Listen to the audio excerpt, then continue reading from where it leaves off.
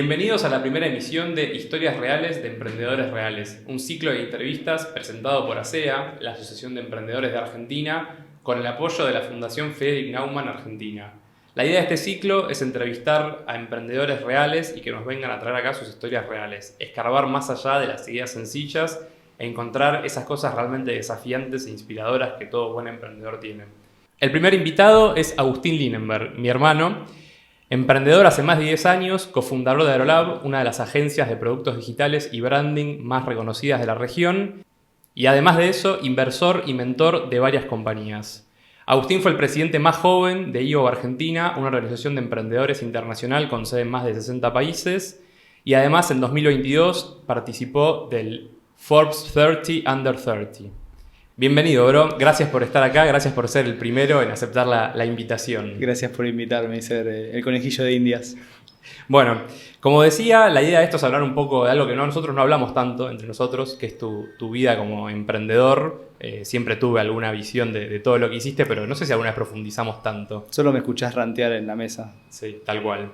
La primera pregunta que te quiero hacer es si hubo algún momento en el que dijiste voy a emprender, soy emprendedor, porque bueno, si alguno que está mirando del otro lado no sabe, Agustín estudió diseño gráfico, aunque después te formaste como emprendedor en IAE y en algunos otros lugares. Sí. Pero ¿en qué momentos como estuvo ese clic, si es que lo hubo, de pasar de ser diseñador a emprendedor?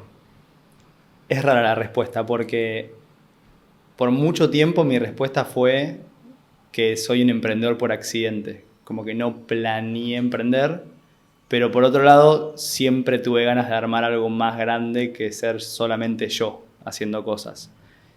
Sí, un poco lo que me pasó fue cuando empecé a trabajar con Robert, que es mi primer socio,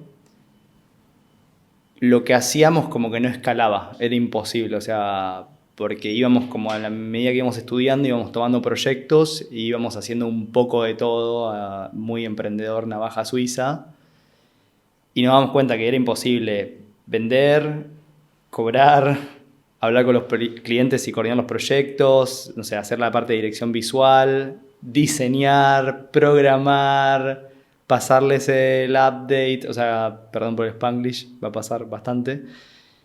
Y eso era imposible. Entonces ahí como que inevitablemente tuvimos que empezar a armar estructura, o sea, si bien Aerolab no comenzó desde el día cero, yo con Ron empecé a trabajar cuando tenía 14, 15, hoy tengo 38 básicamente,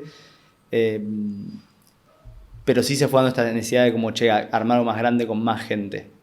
Pero no planificamos, dijimos, che, vamos a hacer esto, como que fue un poco orgánico. ¿Ese fue el problema de los primeros años, escalar? No, de hecho al contrario, los primeros años fue muy fácil escalar.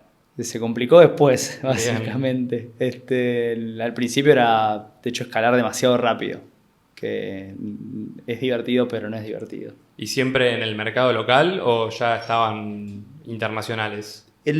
A ver, como que hay dos grandes momentos de por lo menos mi historia laboral emprendiendo. La primera, pre-Aerolab, donde todo lo que hacíamos era como una caja de arena, me sale decir, donde probábamos a hacer muchos experimentos y muchas cosas. Y después, propiamente dicho, cuando nos dimos cuenta que no éramos felices, por más de que suene muy Paulo Coelho todo lo que estoy diciendo, y arrancamos de nuevo. Y ahí hay una parte donde nosotros echamos a nuestros clientes, obviamente suena un poco mal decirlo, pero los ayudamos a transicionar a otros proveedores, o los ayudamos como a cerrar lo que estábamos trabajando con ellos de la mejor manera posible, y armamos una lista bastante grande de, más que lo que queríamos hacer, lo que no queríamos hacer, porque nos había sucedido mucho de que, como nosotros trabajamos haciendo productos digitales, comillas, comillas, porque en esa época no era por ahí lo que hoy se conoce como un producto digital, muchos de los proyectos terminaban convirtiéndose en cosas que voy a denominar mantenimiento. Okay. Que si bien están muy buenos para lo que es el flujo de caja de una empresa, porque te dan estabilidad, se hacen muy aburridos. Pasaba como la parte esa divertida o desafiante de armar el desafío inicial. Entonces lo que nos sucedió ahí fue, nos quemamos, porque nos dimos cuenta que éramos jóvenes, teníamos creo que 22 años con Robert, y dijimos, che, no estamos siendo felices. Un ex cliente nuestro, que medio que nos sirvió a modo de mentor, nos dijo, che, ¿por qué no arrancan de nuevo? Y fue como, ¿cómo? Echen a los clientes y arranquen de nuevo, definan qué quieren hacer exactamente. Y ahí hicimos ese ejercicio, nos tomamos unos meses, armamos Aerolab, pensamos el nombre, la marca, todo, y empezamos de cero. Y ese primer año sí nos pasó de que trabajamos mucho con el mercado más argentino y de Sudamérica, mucho con aceleradoras y ese tipo de clientes, y tuvimos mucha suerte, eso sí fue por accidente, que logramos como, ya habíamos tenido algún que otro proyecto muy chico con el mercado americano, pero sí tuvimos mucha suerte de tener un proyecto para Lemon Wallet, que era en aquel entonces de Wenceslao Casares, un emprendedor muy conocido argentino, y eso nos abrió muchísimas puertas para después trabajar con el mercado americano. ¿Ese fue su entrada al mercado americano? Esa fue nuestra entrada fuerte al mercado americano. Ya teníamos de nuevo estas experiencias así muy salpicadas antes, pero a partir de ese momento todo se hizo mucho más fácil. También la manera en que nosotros conseguimos proyectos es muy de boca en boca referido. Entonces, al haber hecho un buen trabajo con la empresa que era Lemon, nos abrió muchas puertas a conseguir otros proyectos justamente allá, medio en la meca de la burbuja de... Les dio credenciales, digamos. Sí. ¿Qué viste en esos primeros años trabajando para Estados Unidos que funcionaba allá y que acá no, y viceversa? Que allá no funcionaba y acá sí. Lo que tiene esa pregunta es que voy a pecar de generalizar y ser un poco prejuicioso, pero de las cosas que me di cuenta, que creo que a veces por ahí, cuando lidias con emprendedores directamente, como que ser emprendedor no importa dónde, como que tiene el mismo gusto a trabajar con americanos, es que es todo más directo. La comunicación es más directa, el margen de error es muy bajo, no hay margen de error. A veces esa comunicación tan directa se puede leer por el equipo y por uno como falta de cordialidad o gente poco amable, y en realidad es un tema de, che, estamos hablando de trabajo y hay el omitir intro de Netflix al 1000%. Como te decía, la exigencia es alta, no solo por el resultado que se busca, sino por la exposición que tienen muchas de esas compañías o productos con los que trabajás, y también por la vara en que se miden. Al haber un mercado tan grande y tan populado de soluciones similares que se parecen entre sí, tenés que destacarte. Y la manera de destacarte es haciendo algo que esté no en la media, muy por encima de la media. Entonces esas como son las diferencias más fuertes que hemos detectado, ¿no? Como que acá, voy a hablar mal y pronto, hay un poco más de margen de error para que las cosas se estiren un poco más. Allá, strike 1, 2 y Afuera. el 3 afuera, sí. Y a pesar de eso, ¿construiste relaciones con clientes que trasciendan un poco más lo estrictamente profesional? ¿O es más complicado? Sí, no. Ya de por sí a mí me cuesta tener amigos americanos. Yo, aclaración, vivo en Estados Unidos, en Nueva York, hace 4 años. Y ya de por sí me cuesta desde el plano personal. Sí, me he llevado bárbaro y me llevo bárbaro con muchos clientes, ex clientes que hoy, al día de hoy nos siguen refiriendo nuevos proyectos o presentando gente, pero no diría eso. Sí me pasa mucho más con no sé, la gente de acá de Argentina o más Sí, es otro vínculo. el latino, sí. Bien. ¿Y este desembarco que hicieron en Estados Unidos, ustedes lo hicieron sin levantar inversión antes? Sí, podríamos decir que Aerolab es lo que se conoce como una empresa bootstrap, que nosotros nunca necesitamos capital más que el nuestro propio, y fue muy poco, fue para pagar una oficina un par de meses, pagar alguna que otra cuestión de equipamiento, o sea, no hubo un gran gasto ahí, y nunca necesitamos buscar inversión, o sea, somos empresas rentables desde el día 1. Bien. ¿Qué consejo le darías a una empresa argentina que está buscando escalar sin levantar inversión? Es difícil escalar sin buscar inversión.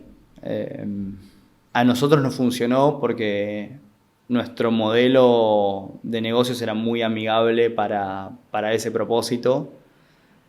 Yo creo que también muchas veces hoy en día nuestra facturación es más o menos 90% para Estados Unidos, 10% para Latinoamérica y Argentina, y se sostuvo bastante así desde que empezamos, hace más de 12 años. Y yo creo que muchas veces la facturación en Estados Unidos y los costos acá en Argentina o en Latinoamérica me resolvió muchas ineficiencias mías de no entender qué estaba haciendo. Soy el meme del perro de no tengo idea qué estoy haciendo, muchas veces. Entonces, para nuestro modelo, no voy a decir que fue fácil, pero creo que fue conveniente. Yo escuché muchas veces a muchos emprendedores y muchos inversores decir no inviertas con tu propio dinero y capital. No puedo hablar sobre experiencias que no son mías, claramente, pero en nuestro caso la inversión era calculada y medida. De hecho, hoy en día nosotros seguimos reinvirtiendo capital a fines de crecer o ejecutar algunas iniciativas. Mi consejo es muy genérico, pero por ahí tiene que ver con armar un plan, y no importa plan con la complejidad que uno crea que hay que armar un plan y qué complejo puede ser esto. No, armar un plan, bajar qué querés lograr, en cuánto tiempo, qué recursos necesitas, qué bloqueantes puedes llegar a tener. Recursos pueden ser dinero, pueden ser personas que te acompañen, digo, no necesariamente como es algo cuantificable necesariamente, y ponerle una línea de tiempo y ponerle un objetivo y una manera de medir ese objetivo. Porque también lo que pasa muchas veces es como uno se enamora de una idea y al estar llevándolo como me sale la palabra, estoy evitando el Spanglish lo más posible, pero cuando te enamoras de una idea es peligroso porque terminás dejando que los sentimientos primen por sobre la ideología, que no siempre está mal. Digo, muchas veces emprender es una cuestión de locura y llevarlo hasta el límite, pero sí necesitas como de una manera de medirlo para darte cuenta si eso no funciona y poder pivotear y poder iterarlo. Entonces mi consejo es muy genérico, pero sería ese. ¿Te apoyás mucho en procesos y en medición de indicadores y eso? Sí, me encantan los procesos. ¿Sí? Sí. O sea, me gusta. ¿Para qué voy a hacer algo varias veces si lo puedo hacer, definirlo una sola vez y después ahorro un montón de tiempo y de ineficiencias ya corriéndolo de esa manera? Yo soy muy fanático de eso, es como. Y también soy muy de. Los procesos se revisan y se iteran y se actualizan. No es que una vez que lo seteás ya está. Hay que ver que si funciona, hay que adaptarlo, hay que ir haciendo que vaya creciendo. Pero me gustan mucho los procesos. Y los indicadores también, como que medio que lo que no podés medir no lo podés cambiar. Entonces, ¿y algún indicador alguna vez, por ejemplo, te daba para mal, pero insististe con la idea, yendo un poco en contra de lo que hablábamos antes? Bueno, hay uno que va a seguir dando mal para siempre, que es muy difícil. Viste cuando te dicen, che, ¿en qué sos bueno y qué sabes hacer bien? Que es una pregunta que me la ha dado mi coach un par de veces, me ha aparecido bastante en mi vida, como, no, preguntarle a la gente qué sos bueno, averiguar, porque uno muchas veces tiene como, che, ¿qué sé hacer bien? Y siempre es verdad que a mí se me ha dado fácil la parte más de hacer lo que llaman como relaciones de venta, como lo que es el preembudo de venta, ¿no? Como generar vínculos, generar relaciones, estar presente, que la gente sepa que existo, sepa que existe Aerolab, para que eventualmente acompañar a esas personas cuando surja la oportunidad a fin de eventualmente cerrar un negocio. Y hay mucho de eso que en la jerga nuestra se conoce como vender humo, franela, la rosca de venta, no sé, hay un montón de esas cosas. Y yo hago mucho de eso, yo voy mucho a eventos, voy mucho a reuniones sociales, cenas, almuerzos, desayunos, cafés, hago mucho ese tipo de cosas. Y es muy difícil meterle un indicador de cuál es el retorno de este tiempo, barra esfuerzo, barra dinero que invertís en, vamos a ponerlo así, sales relations, business development, de ese tipo. Bien. Es un indicador muy difícil porque es un indicador que también lleva mucho tiempo. Claro, como sí. que a veces pasan años hasta que aparece la oportunidad. Medio como que yo no puedo golpear la puerta de alguien y que me abran y digan, tengo esta app para venderte, tipo rediseñar tu app y pegarle así en la cara hasta que lo hagan. No puedo hacer, entonces tengo que esperar que surja la oportunidad y a veces lleva mucho tiempo. Ese es el indicador más difícil con el que yo muchas veces lucho de hay que seguir haciéndolo, hay que seguir haciéndolo, hay que seguir haciéndolo. Porque también lo que pasa mucho en las empresas, y lo he visto muchísimo, es la gente espera que, y más en empresas donde hay estacionalidad en la venta, ¿no? Donde hay picos y valles y no es que tenés un constante. La gente es como, de repente no hay venta, entonces como no hay venta voy a empezar ahora a tratar de avispar las brasas para que empiece a hacer algo. Es como uno tiene que hacer eso constantemente para que de alguna manera esos ciclos se mantengan alimentados. Y eso es con lo que lucho todo el tiempo, como que cómo mido eso y Es hay difícil. un par de cosas, pero es muy difícil. Bien, ahora que hablabas de picos y valles, Sí. quiero ir a los valles un poco. Uf. ¿Tuviste algún tropiezo fuerte, alguna metida de pata importante? Un montón de metidas de pata. Vos conocés varias. A ver,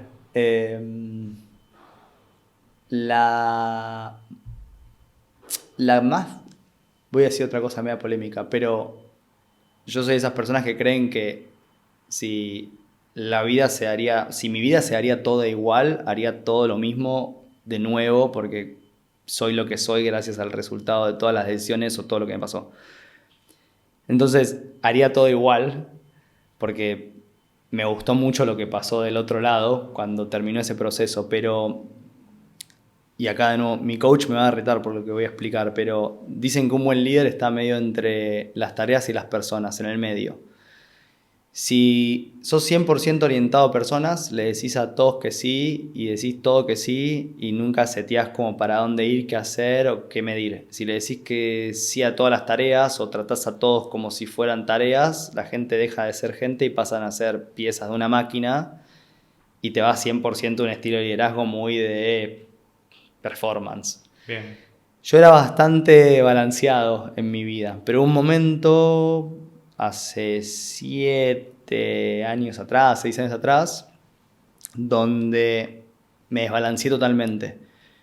Hoy en día eso coincide con un momento donde estábamos armando equipo de líderes por primera vez, equipo de directores per se, donde yo hoy lo veo para atrás y estaba súper estresado, súper pasado, el famoso burnout que hay que tener cuidado, y donde no tenía las herramientas ni los recursos para entender cómo acompañar a mi equipo y cómo escucharme a mí. Y sí me pasó que me fui de mambo mal y me convertí en un líder de mierda, vamos a ponerlo así muy en crudo. Bien. Tuve la suerte de que mi equipo fue lo suficientemente honesto y porque la cultura creo que de la empresa es así, siempre fue así, muy transparente, de que me sienten y me digan, che, No es por ahí. no es por ahí. Sí, no. Y tuve mucho que aprender de eso. Hice mucho trabajo de coaching, tanto más de la parte, si se quiere, de reconectar desde una escucha activa, de entender qué pasa de la emocionalidad y no solamente de la racionalidad, de entender de cómo #liderar, que liderar es una palabra que a veces sí es muy vendeumística, pero hice mucho trabajo desde ese lado y ese fue mi peor momento, porque fue un momento que no me esperaba para nada eso, no tenía en mi hoja de ruta, como que estaba en modo ejecución 100%. Sí, te cayó como un baldazo. Y me cayó como un baldazo y tuve que rehacer mucho trabajo para volver a reconectar y para volver a liderar de otro lugar, obviamente con los miedos de, no quiero volver a caer en esto, cómo creo cosas y mecanismos para no caer en esto de nuevo. Y eso fue interesante más que nada por no esperarlo. Un ejercicio que me sirvió mucho, muy estoicista, que no me acuerdo creo que es Tim Ferriss o estoy tirando zaraza, pero hay un ejercicio que se llama como Fear Goal Setting, tipo setear los miedos, medio como que me sirvió un montón porque en ese momento me agarró muchos miedos, entre comillas, porque era, ok, ¿cómo lidio con todo esto? Y es medio donde uno setea el miedo, qué es lo que puede pasar o cuál es el resultado de ese miedo y qué puedo hacer para mitigarlo si es que sucede o anticiparte si es que, para que no suceda, perdón. Y eso me sirvió mucho para bajar a veces eso en la cabeza, de repente de, ok, ¿qué tengo que hacer ahora? ¿Qué va a pasar? Lo que sí también pasó con eso, que se lo dije muchas veces a mi coach, que es como, che, pero me rompiste, que me hice mucho más autocrítico, como que a veces hasta siento como que me puedo ver una situación de afuera y verme a mí mismo Bien. actuando en esa situación y es como, che, ¿cómo apago esto? Porque a veces quiero como simplemente ser yo sin estar yo evaluándome a mí mismo. Pero nada, esos problemas para llevar a terapia o a coaching. Es curioso que ahora cuando hablas de así de un mal momento, de un fracaso, es algo como que vino del equipo interno, digamos. No es que me dijiste, me la mandé con un cliente, me la mandé con una cuenta, sino que fue como una red flag o una señal de alerta que salió desde la gente con la que trabajabas. Sí, es que con clientes estoy pensando, nos la hemos mandado en general todos, es parte de aprender. De hecho, más allá que los valores muchas veces son frases lindas en una pared, nosotros como realmente tomamos decisiones por los valores, como que medio que los usamos para, es como el por qué el valor viene a ser. Cuando vos pasas una decisión y la pones delante de un valor, es como, che, esto coincide o no coincide. Y pifiarla es parte de nuestros valores, es como aprender de ese pifie. Pero después con clientes yo personalmente como que nunca he tenido, más allá de rispideces normales por proyectos o por dinámicas, te diría más que nada por tratos, nunca he tenido un conflicto. Y de hecho nunca me he puesto en un modo de alimentar un conflicto. Bien. Siempre trato de desarmar el conflicto. A veces no se puede. Y la última pregunta de la sección fracasos o valles. ¿En algún momento pensaste en largar todo? No. Sí tuve momentos donde apelé al escapismo para no hacerme cargo de lidiar con el problema. Y el escapismo puede tener forma de, che, hagamos este side project que no tiene nada que ver con lo que estamos haciendo.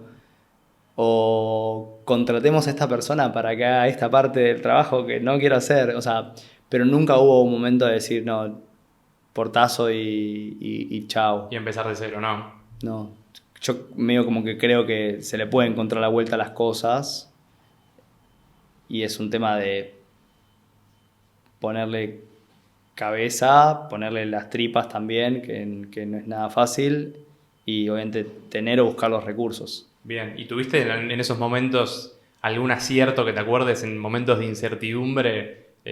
No es tampoco para vanagloriarse, pero digo, bueno, acá estábamos en aguas un poco movidas y la pegamos. A ver, estoy pensando. Tengo cosas donde como que le hice caso a las tripas y me dio la razón. Va a sonar mal esto, pero bueno, nos conocemos nosotros. Creo que nuestros genes alimentan eso.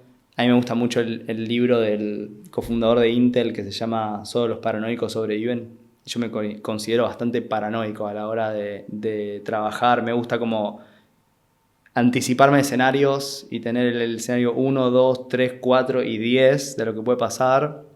Y siempre estoy como pensando esos escenarios. Como, ok, es fácil empezar algo. ¿Cómo puede terminar? ¿Qué es lo peor que puede pasar? Como anticiparme todas esas cosas. Tuve varios momentos donde me hice cargo de esas cosas y me ayudaron muchísimo. O donde escuché alguna cosa mía de las tripas y dije, voy a armar un escenario de esto por las dudas si hay que tocar un botón rojo acá. Tuve el que más me acuerdo muy vívido es el de la pandemia. Bien. Hashtag, aquí vamos de nuevo. Donde me acuerdo que recién empezaba el tema. Yo en ese momento estaba en EO y me acuerdo que venían hablando de los chapters de Asia y de Europa de, che, está raro el tema, guarda. Recién habían empezado a haber un par de casos en Colombia. Yo me acuerdo que en la oficina junté un par de personas en mi equipo y dije, che, quiero armar un protocolo en 3 niveles. Como nivel 1, reforzamos algunas cuestiones de limpieza, ventilación de la oficina, esto y lo otro. Nivel 2, cancelamos reuniones externas con clientes, solo son reuniones internas de equipo, usamos barbijo. Nivel 3, todos remotos. ¿En esa época ustedes eran full presencial? Full presencial, teníamos una bella y gigante oficina que después no te quiero contar lo que hicimos con eso. Y la gente me miraba diciendo, estás loco. O sea, no había casos acá. De hecho, acá me acuerdo que como recién la gente empezó a cerrar oficinas después de 1 mes y medio. Nosotros fuimos precursores en cerrar la oficina y mandar a todo el mundo a remote. Y eso fue porque venía escuchando información y porque otro valor es poner a las personas primero. Y era como, che, poner a las personas primero coincide con cuidar al equipo ante algo que no tenemos ni idea qué es, porque había mucho ruido, como que no se entendía como el impacto de lo que iba a ser la pandemia. Y me acuerdo que pasé de protocolo 1 a 3, esquipié el 2 sin escalas.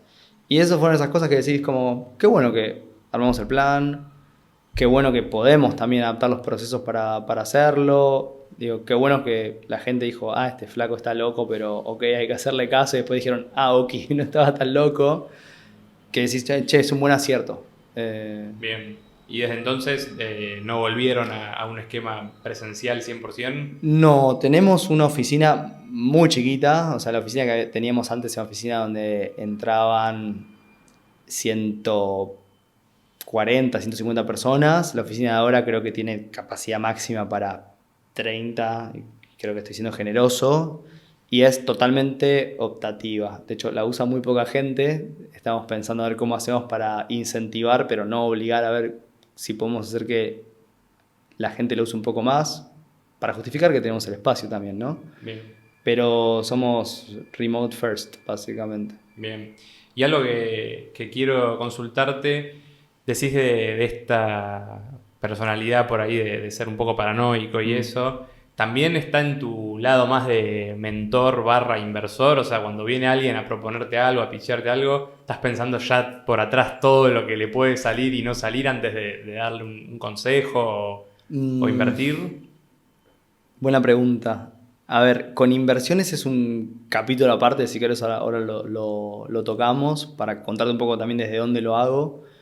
Como mentor, yo trato de pararme mucho en que las categorías donde mentoreo más que nada es la parte de producto, o sea, de diseño, y lo que tiene que ver a veces con cuestiones que toquen más cosas de empresa, estructura de equipo, reclutamiento, procesos, la parte de ventas, obviamente. Yo estoy muy acostumbrado a venderle a B2B, entonces como conozco mucho de eso, es mi área de expertise.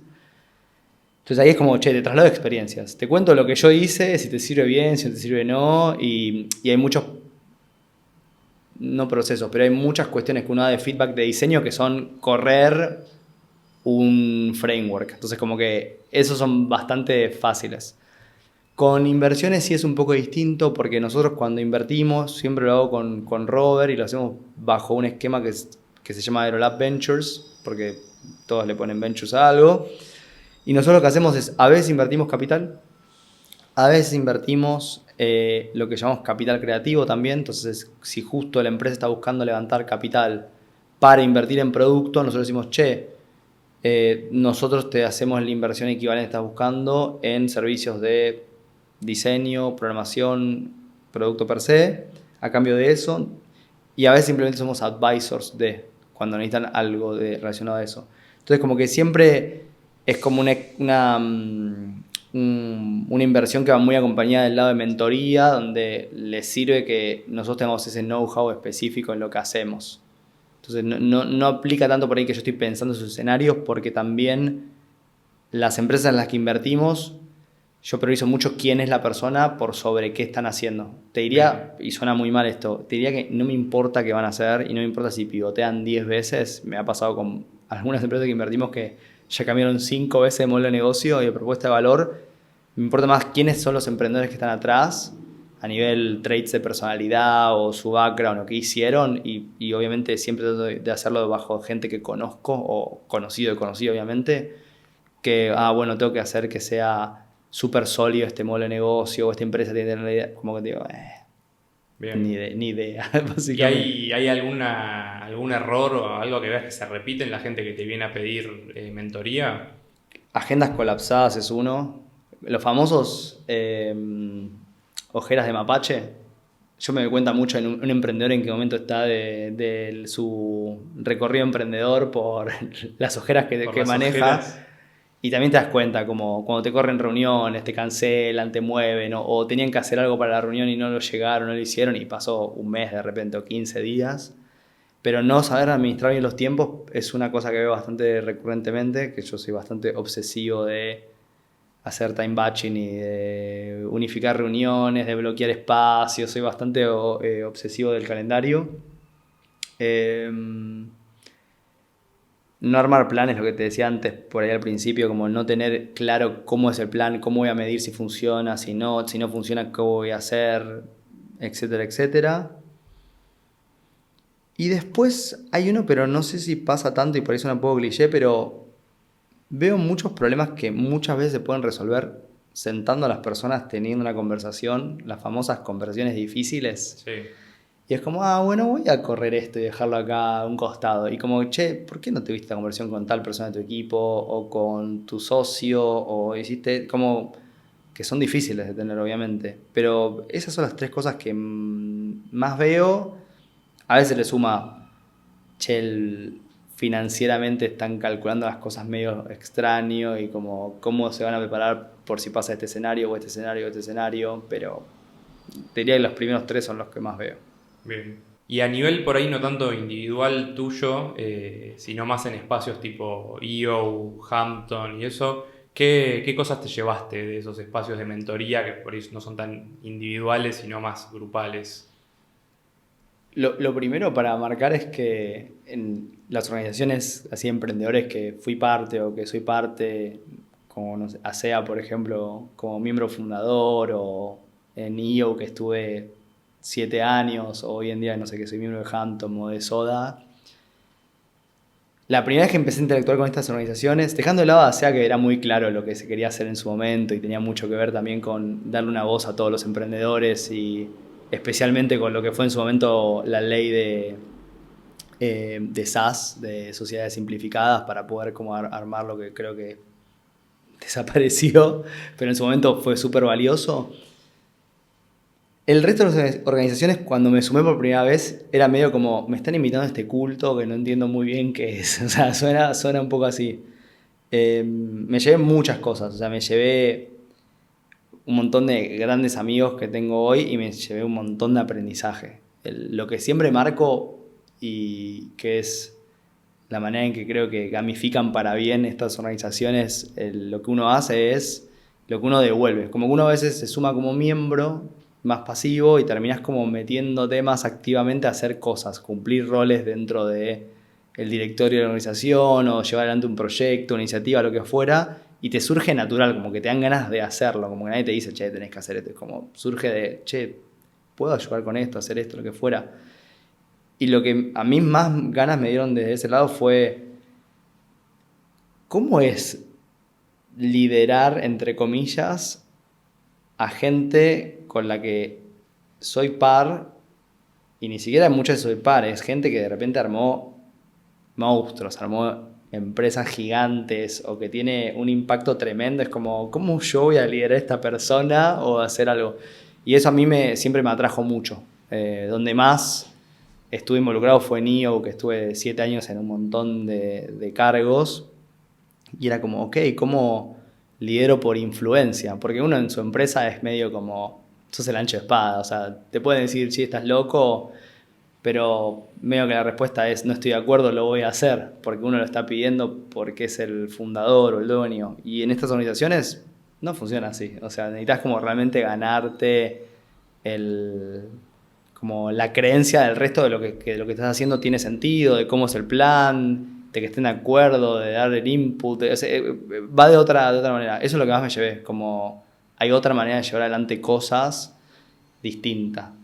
Y es un poco lo que te dan esas organizaciones y lo que vos le das también, ¿no? Sí, y también porque es medio esa regla de oro que, che, si algo no te gusta o tenés feedback, en vez de dar el feedback o decir lo que no te gusta, sentate y arremangate y hacelo.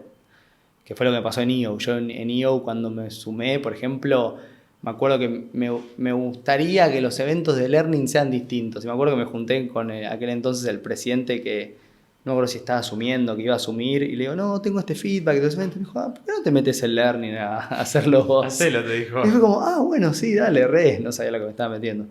Pero ese tipo de cosas para mí están buenísimas. Siempre me quedan resonando algunas ideas que traen estas organizaciones, tienen como frases o mantras. ¿Vos tenés alguno propio? Puede ser... El mío suena muy mal. O sea, soy una persona que, si bien suena a sobrecito de azúcar lo que voy a decir, no cree mucho en el no. Como me parece un poco vaga la excusa de no, no se puede hacer, o esto no se puede, no hay manera, no hay forma, o no, no puedo aprender eso, o no, no puedo ser bueno en esto. Como que creo que las cosas se pueden hacer. Salvo meter un elefante en una caja de zapatos, ¿no? Salvo cosas que físicamente sean imposibles. Sí, contra la ciencia no voy a discutir. Perfecto. Pero no sos bueno en algo, ok, entiendo que no vas a ser excelente en eso, pero que vas a ser menos malo que ayer si practicás, estudiás, probás, lo haces o traes recursos para poder hacerlo, seguramente. O sea, creo en que hay maneras de taclear si puedo decirlo así, o hay maneras de encontrar la forma de hacer que las cosas pasen y no quedarse en el no, que muchas veces es una respuesta un poco vaga. Obviamente suena muy fácil decirlo, después hay que hacerlo, pero es una creencia que tengo bastante fuerte y medio que creo que la comparten muchos emprendedores y creo que parte muchas veces del éxito o el fracaso en muchas empresas porque una vez es medio como que se ciega por eso y decide como medio, ok, voy a ir para acá adelante porque tengo esta convicción, esta creencia y voy a hacer esto y te llevas puesto todo lo que hay a tu paso, que a veces no está bueno tampoco, ¿no? Tiene sus consecuencias. Pero esa es como mi frase sobrecito de azúcar, sin dudas. ¿Siempre fue esta o en un momento cambió con el tiempo? No, siempre fue esta. De hecho, hay una frase recontra cliché que me gusta mucho de Julio Verne, que creo que dice algo así como todo lo que un hombre podrá imaginar, otros podrán hacerlo de realidad. Que es súper sobrecito de azúcar, pero es como, habla un poco de eso, es como de mis frases favoritas. Es como, no puede ser vos, bueno, alguien más lo va a hacer, esa tranca. Si tuvieras al Agustín de 20 años que está empezando su camino emprendedor, ¿qué le dirías? ¿Qué consejo le darías? A ver, uno de los recursos más fuertes que tuve siempre fue, no sé por qué, porque me pasó con los negocios, pero no me pasó con las mujeres, vamos a decirlo así, es ser cara dura. Como y preguntar y hablar y me ayudó mucho en mi vida cuando no sabía algo como, che, ¿por qué no le hablo a esta persona que es por ahí o se siente como que es inalcanzable o que nunca me va a responder un mensaje o lo que fuera? Y me funcionó mucho más veces de las que pensé que no me iba a funcionar. Hoy en día para mí es como medio algo que ni siquiera lo dudo. Cuando tengo que encarar algo que no sé cómo hacer o cuando tengo que encarar algo que no tengo mucho know-how de cómo hacerlo, antes de, obviamente, ponerme a leer sobre algo, prefiero darme vuelta y decir qué personas conozco o qué personas conocen gente que yo conozca que hayan pasado por cosas así. Y siempre, como parte de cualquier cosa que hago en mi vida laboral, porque estamos hablando de ese espacio más que nada, es contactar a esas personas, hablar con esas personas, pedirle información de cómo hicieron, que me cuenten medio como, che, ya, como no quiero reinventar la rueda, contame tu experiencia, tipo, qué te salió bien, qué te salió mal, qué harías distinto. Entonces medio como que al Agustín de 20 le diría, che, tranca, si no sabes algo, apoyate en buscar gente a tu alrededor que sepa. Tocar todas las puertas que ¿Qué es lo peor que puede pasar? O sea, sí, que te nada. digan que no te contesten. Nada, y de hecho el que te digan que no o decir que no fue una cosa que yo trabajé bastante temprana en mi carrera laboral, porque era algo que me da bastante miedo, como el decir que no, mismo uno también poner límites, pero eso es otro paréntesis que podemos abrir en un rato. Pero ese es lo primero que te diría, así como que se me viene, que le diría a ese Agustín de 20, como hablar con gente. Y es uno de los consejos que yo más le doy a emprendedores, a mi equipo también. Gente de mi equipo ha armado sus grupos de peers, de gente que hace pseudo lo mismo que ellos en otras empresas, en otros sectores, lo que fuera, para poder llevarle temas y ver cómo lo encararon de una manera u otra manera. Como para mí el tema de que uno se arme su mini board personal y saber que, bueno, tengo tal persona para preguntarle esto, tengo tal persona para preguntarle esto y tener esa gente con la cual pimponear, para mí es de las mejores cosas que me pasaron. ¿Y a nivel empresa lo hacen también? A nivel empresa no lo hacemos, es un gran ticket que tengo pendiente y hice mi benchmark de hablar con gente que lo hizo y tengo opiniones muy polarizadas, que es armar un board de advisors, como le llaman. En mi tipo de empresa, por lo que hacemos, he escuchado gente que dijo, sí, muy bueno, y gente que me ha dicho, no me sirvió de nada. Pero lo tengo pendiente como un ticket para este año. Me encantaría armar un board de advisors y traer como advisors a esas personas que por lo menos para mí son referentes en lo que yo quiero hacer. Bien.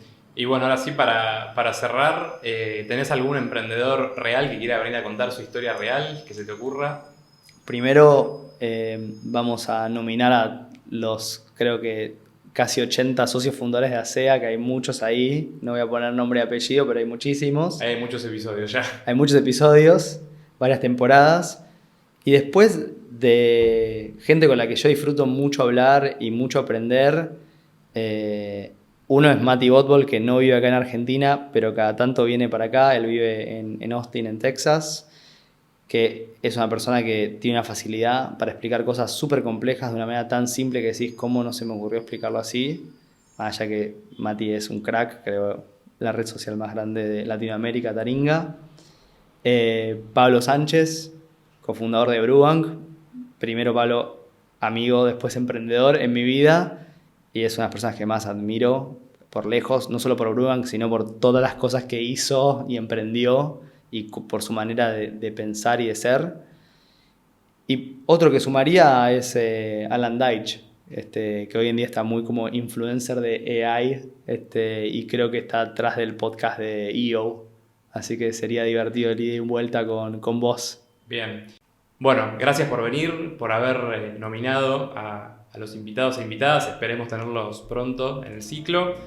Y bueno, nos volveremos a encontrar próximamente en una nueva emisión de Historias Reales de Emprendedores Reales, presentado por ASEA, la Asociación de Emprendedores de Argentina, con el apoyo de la Fundación Friedrich Naumann Argentina.